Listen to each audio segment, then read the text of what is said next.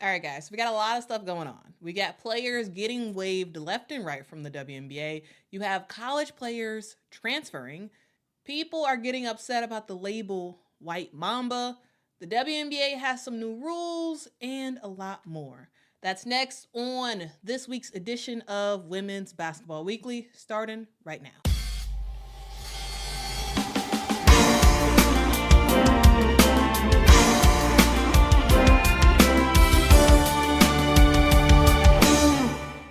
All right, what is up, awesome people of the internet? We are at that period of time in training camp where we're starting to see a wave of players getting cut. This past weekend, we saw a bunch, and it's kind of sad.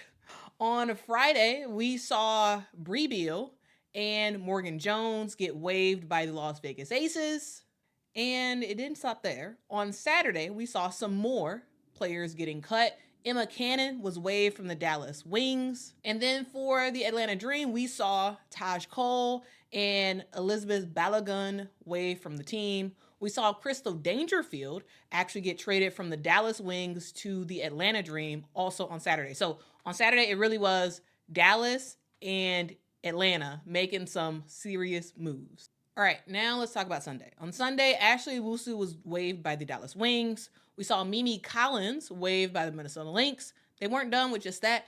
Jamie Nard was also waived from the Minnesota Lynx. And Leah Brown was waived from the Connecticut Sun. Renaya Davis was also waived by the Connecticut Sun. And Shea Petty was also waived by the Connecticut Sun. And so far, it has been announced today that Brea Hartley was waived by the Las Vegas Aces. So what a crazy couple of days in terms of transactions for WNBA players. Lots of players getting waived. And I know, guys, it's kind of hard to see your favorite player get cut, or even a player that you enjoyed watching them play in college. It's tough. It really is. Especially, look at Brea Hartley, for example. She's a player who, came out of college, was on a couple of teams, got hurt 2 years in a row, trying to work her way back, and gets waived. So it's tough. It really is tough. But that is the name of the game, guys. Like that is what it is. Sadly, the league this year can only have a maximum of 144 players on rosters, and it's going to be less than that because there's quite a few teams who don't even have the cap space to have 12 roster spots. So it's going to be way less than 144. Maybe I'm thinking at this moment, I'm thinking about 139 players total that will be on a roster come opening day. And so we got a lot more cuts to go. Because there are way more players than that are currently signed for teams.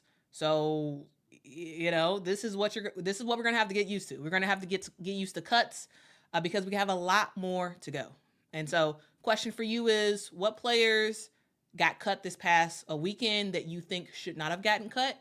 And where do you think some of these players are going to go? Because it's possible that some of these waived players could possibly be joining another team this week to, finish out preseason to see if they can make a roster. So let me know, guys, who got cut that you think should not have gotten cut, and also who is still on the roster that you think will get cut this week. Let me know your thoughts in the comments below. All right, on to the next thing. So this past weekend, the WNBA was caught flat-footed when, one, it had erroneously put that the WNBA app and YouTube was going to be airing the Chicago Sky versus the Minnesota Lynx game, which was on this past Friday. It said that game was going to be streamed, and that was wrong. It was not streamed. They ended up correcting the error via social media like a couple of hours before the game started, but that was crazy how it had League Pass underneath, and it wasn't a League Pass game. So that was severely disappointing. So we couldn't see that, albeit it was preseason, but still, debut of both Angel Reese and Camila Cardozo. But you know that the fans are resourceful. W fans are awesome, and we're very resourceful. So through word of mouth and through lots of tagging on social media, fans all around the world was able to catch that Minnesota and Sky Game, and instead of it being on a sanctioned WNBA platform where the WNBA could financially benefit, it was streamed via Twitter on a pretty grainy iPhone. Of course, the iPhone itself is not grainy. It was the fact that they were streaming in an arena with a lot of other people with cell phones. So it sort of diminished the quality of the video itself. But the footage wasn't that great. But look at the footage here. But it was footage nonetheless. And we saw over 600,000 viewers of that video and over 2.5 million views of the tweet itself. So shout out to Ali for filming that and probably getting a hand cramp, probably holding the phone the entire time. Like, I've done that before. It's very difficult, and your hand really does hurt after that's over. So clearly, 600,000 people wanted to watch that game. 2.5 million people saw the tweet, and this is how they had to watch it. They had to watch it through this, and I know there were a couple of other streams happening at the same time. There was a Instagram stream happening also, but that was shut down by the league. The league ended up having, I guess, security come tell the person that they couldn't stream that anymore. Even though it was on their phone, they couldn't stream it. So clearly, a lot of people wanted to see the game, and there were people in the crowd who were like, "Hey, I'll be a videographer for the day. I'll be a videographer, and I'll put this stuff out there." And so the WNBA, they were caught flat-footed on that. They didn't air that game on League Pass, though that game actually was available. Somebody actually did record it because there was actually a journalist who recently was putting out some video of like specific clips of the game. And yes, it's not like lots of jump cuts. It looks like one camera, one sort of camera in the middle of the arena that sort of pan left and right. That camera would have been good enough. That would have been good enough for fans to watch, but the WNBA did not make that available. But they have decided to listen to the fans, and they have pivoted. And now, Tuesday's Chicago Sky versus New York Liberty game is going to be on League Pass. So, fans, very good job. We spoke out on social media, and not only did we have Twitter fingers and were typing it away, we also spoke with our eyeballs. And we said, we spoke with our eyeballs and said, even if it's not the best quality video, we want to watch this team play. We want to watch these high draft picks play. And that's what we're going to be able to see. So it's likely that we will not see a full production type of stream, but at least the game will be available on WNBA League Pass. Again, that is for tomorrow's game between the Chicago Sky and the New York Liberty. Initially, I said I was going to live stream that game before it was put on League Pass, but now that it is on League Pass, I will not be live streaming that game. So watch League Pass to be able to watch that game on Tuesday. So fans, again, very, very good job. So tomorrow, y'all better be watching, because not only is it important for us to speak our mind on social media and say that, hey, we want this content, but also when we get the content, it is very much important for us to watch it. And if you don't have League Pass, to get League Pass. All right, and speaking of League Pass, while we're on the topic, here is everything you all need to know about WNBA League Pass. All right, so WNBA League Pass 101. What is it? It is the WNBA's streaming subscription service, and it provides fans with access to live and on-demand games. It is very much similar to NBA League Pass. So if you have NBA League Pass, if you're familiar with that, this is pretty much identical to NBA League Pass. WNBA League Pass is $34.99 for a year of access. Also, if you do want to pay month to month, it is $12.99 a month. So I would highly encourage you all to do the better deal, which is $34.99 for the entire year, because that allows you to watch games even out of season. Out of season, you can watch historical games. You can watch the games from the past season. All of that is available for basically $35 a year. So I would highly recommend you do that instead of doing the month to month. But if you are a student, good news, you can actually watch League Pass for just $19.99 a year. There is some hoops that you have to go through. You have to fill out this form, but once you do that and the WNBA approves it, you will be able to access League Pass for only $20. So that's, I mean, $35 is a great deal for WNBA League Pass, but $20 is even a better deal. So if you are a student or know a student, let them know this because they can save some cash. All right, and when it comes to where you can watch WNBA League Pass, it's available just about everywhere.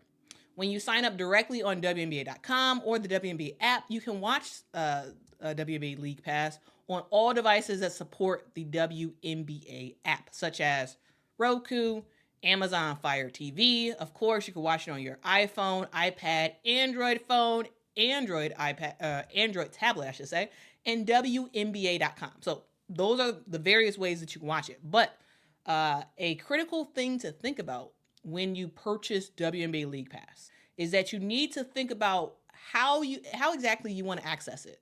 So you can use WNBA.com or the WNBA app to sign up, and if you do that, you can access League Pass wherever the app is available and on WNBA.com.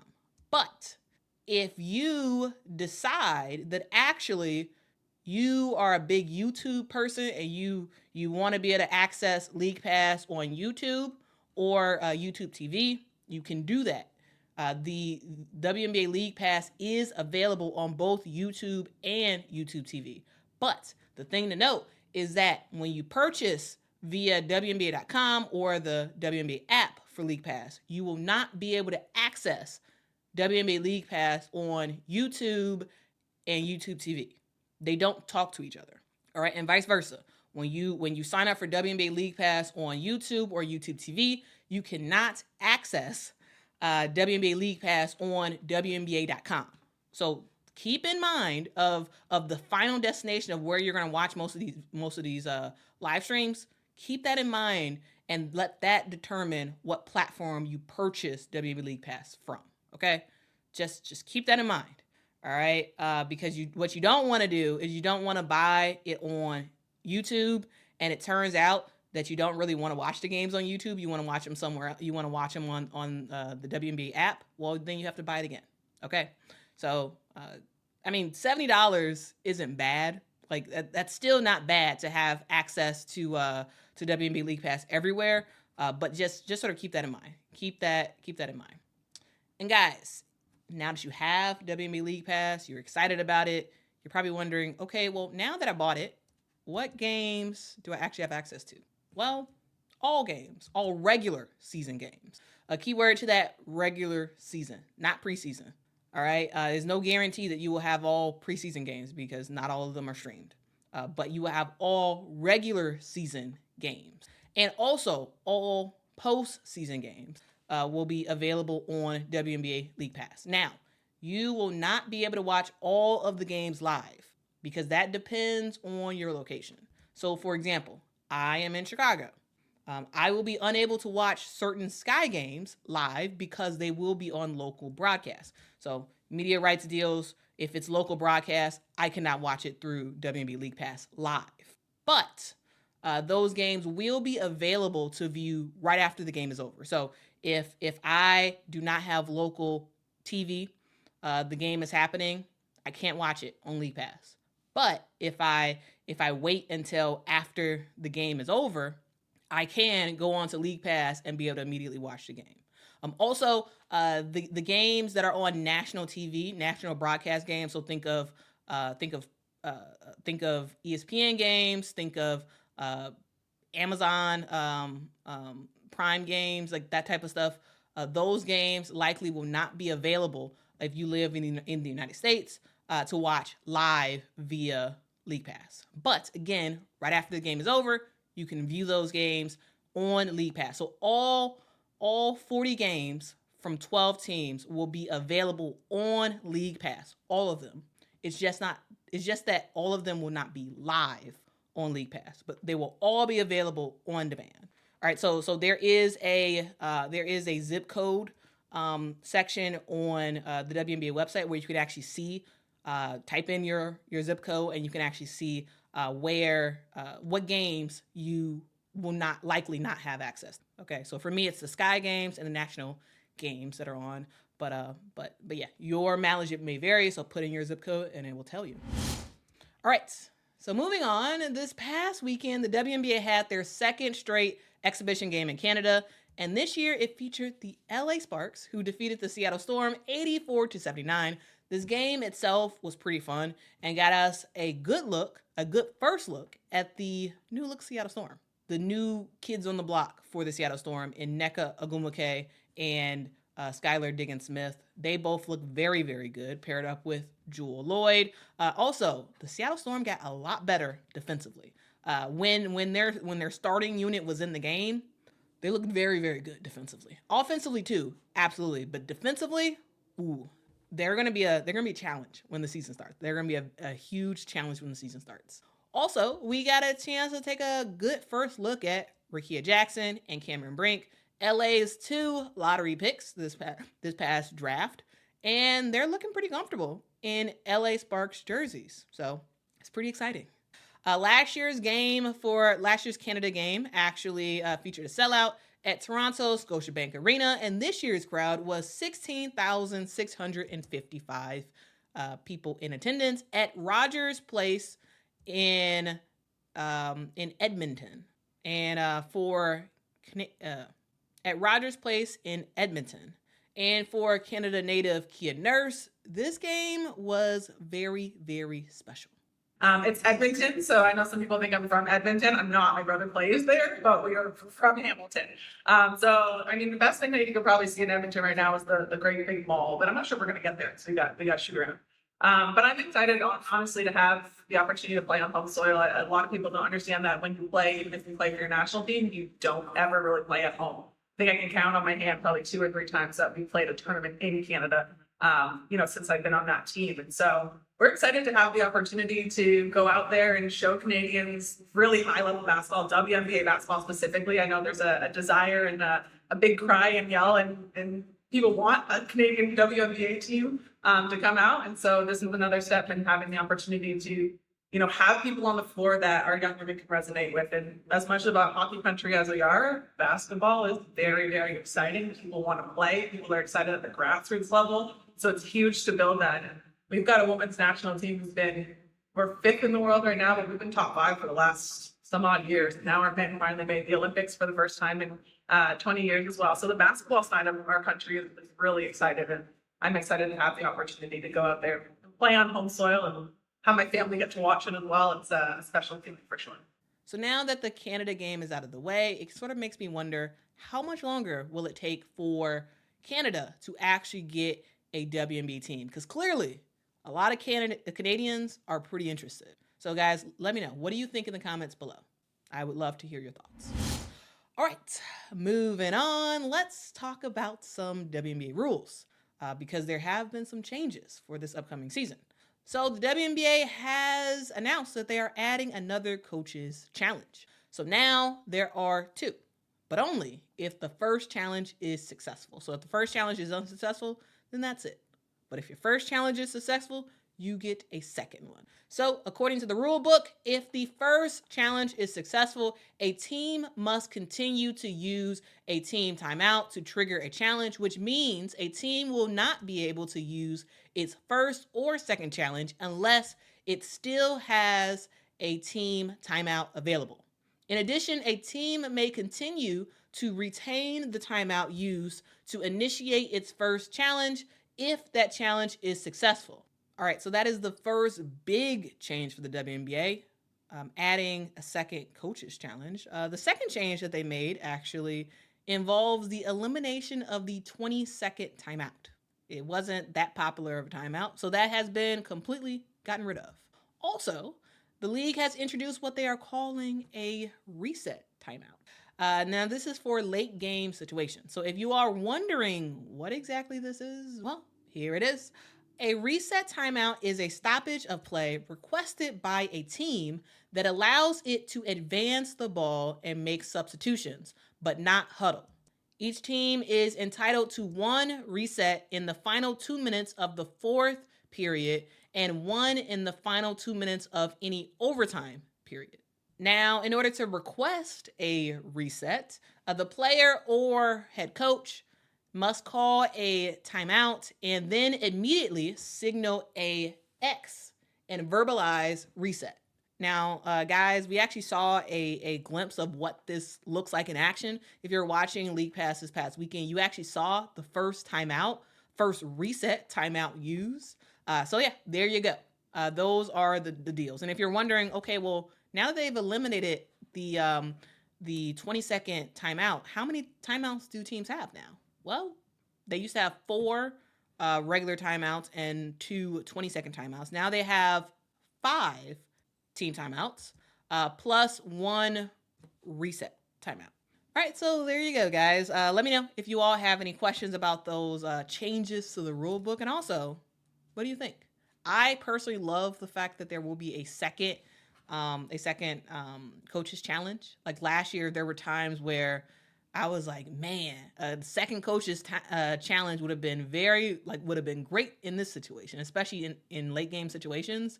And so the fact that there will be 2 as long as the first one is successful, I think that's a huge W for the league. But let me know your thoughts in the comments below. Also, if you could, please hit that like button. That would be absolutely, positively fan-freaking-tastic. All right, so now let's talk about some college transfer portal madness. All right, now there has been a lot of talk about Deja Kelly. She initially entered the transfer portal at the end of the season, and there was some talk about where she's going to go. Then she posted this photo on April the 28th, and then there were talk about, oh, could Deja Kelly be returning back to UNC?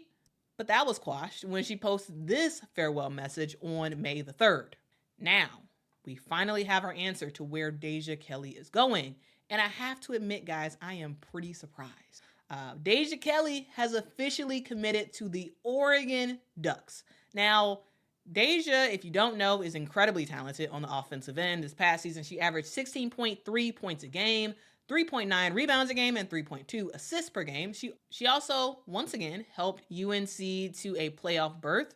She was named to the first team All-ACC for a 3rd year in a row. Yes, Deja Kelly can play. Her defense, for sure, does need some work, but offensively, she's good. She's a very good player.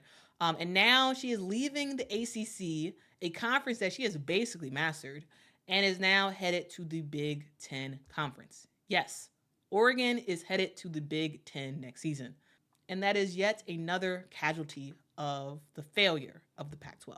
Now, who else is joining Deja at Oregon? Well, a lot of players. Kelly Graves really is building a lot in the transfer portal. Like, look at the list of players that they have that they picked up from the transfer portal, led by Amina Muhammad. Probably is like the biggest player that they were able to get, in addition to grabbing Deja Kelly. But lots of players on their way to Oregon. So Oregon for sure is on the move. Will they be a great team next year? Likely not, but they are getting better. And that's important, right? That's important. Improvement is important. And also, they do have, as we know, a huge connection to Nike because Nike is headquartered in Oregon. And Oregon also has a great NIL collective that is going to be critical, I'm sure, in getting more transfers and incoming freshmen to choose Oregon because, NIL is a great way to grow when it comes to women's basketball. So it's a great place for the transfer space. Also, Kelly Graves is actually a really good coach and can, I think, help to develop Deja Kelly even further for the WNBA, which is ultimately where she wants to be. All right, next up we have LSU's Kateri Poole, who announced a new college destination. But before we get into that, just a quick recap of Kateri and what has been going on.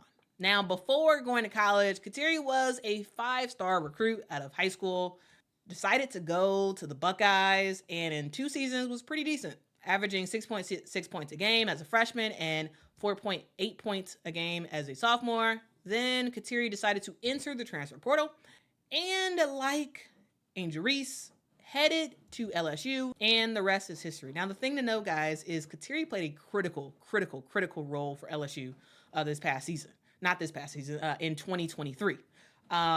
Primarily came off the bench the entire season, but in the tournament started all 6 games for the Tigers and was, in my opinion, a pretty significant factor to LSU winning the championship in 2023, specifically on the defensive end. So fast forward to this year, and things started off not great.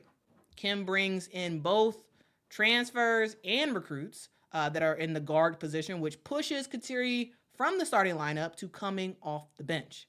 And Kateri didn't play that many minutes. In 4 games this season, Kateri only averaged 12.8 minutes a game. And we all remember that both Kateri and Angel Reese were both away from the team when they traveled to the Cayman Islands for a tournament during Thanksgiving weekend. Angel ended up coming back to the squad, but Kateri never did.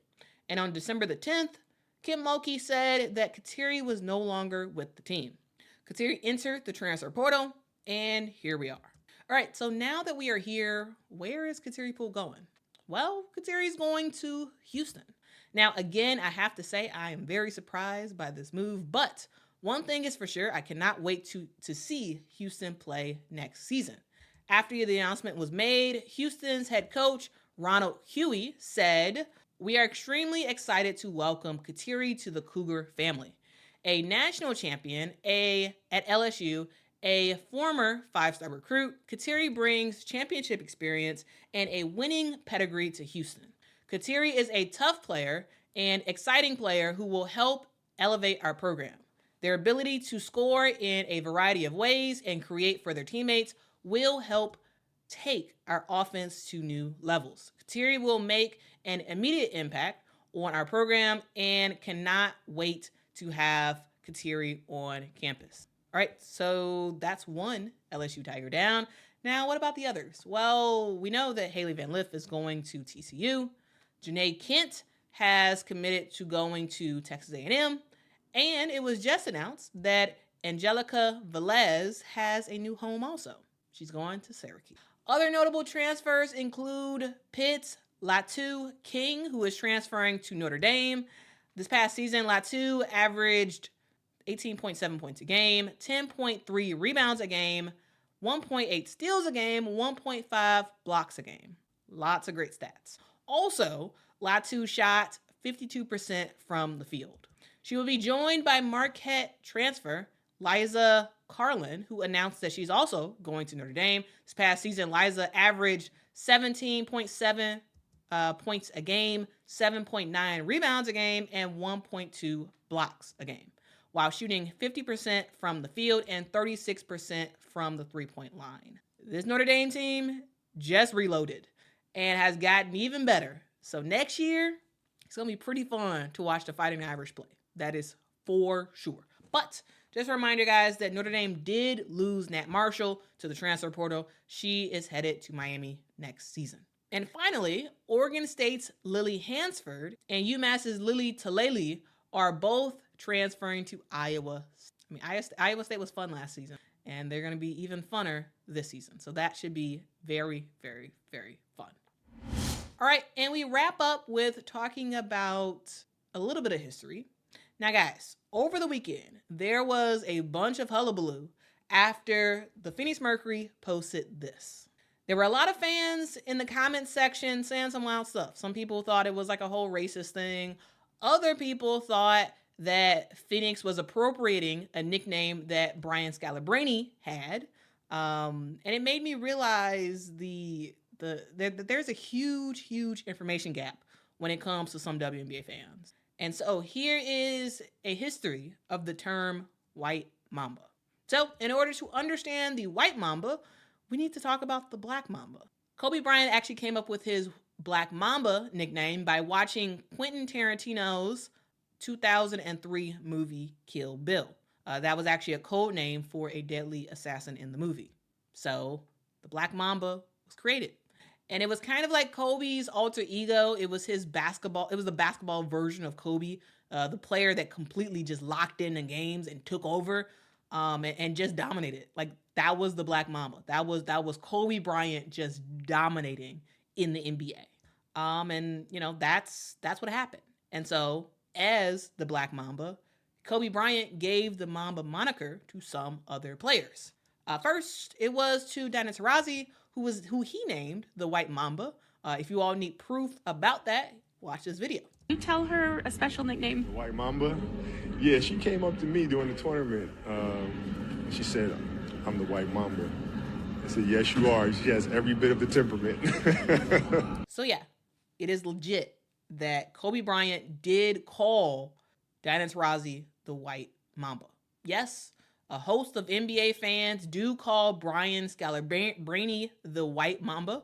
And that's because he always wore Kobe's. And at one point he had customized Kobe's that had a snakeskin and a red bottom. So yes, he has that nickname too. But Diana Taurasi was the only player that was actually given that nickname by Kobe Bryant. So take that as you will. Also, just a FYI that Jewell Loyd also has a Mamba moniker. She is called the Gold Mamba, which was also coined by Kobe.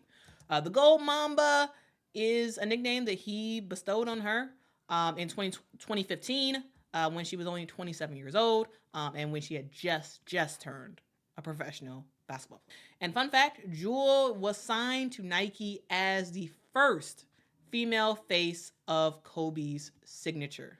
That's kind of cool. But anyway, that is your sort of a quick history of the White Mamba. So guys, if you see people in the chat, or if you see people on social and they're saying, oh, Diana Taurasi's not the White Mamba, this is ridiculous and blah, blah, blah, blah, blah. Guys, send them this because Kobe called her the White Mamba. Vanessa Bryant still calls her the White Mamba. It is a nickname that clearly a lot of new WNBA fans and probably even some existing fans didn't know about. So hopefully that helps you. All right, guys, I do want to say thank you for watching this week's edition of Women's Basketball Weekly. I hope you all can join me next week because we are doing this every single week. Y'all can join me right here as we deep dive into the world of women's basketball. I hope you all enjoyed it. If y'all did, please hit that like button. That would be fantastic. And if you have not subscribed to this channel yet, please hit that subscribe button.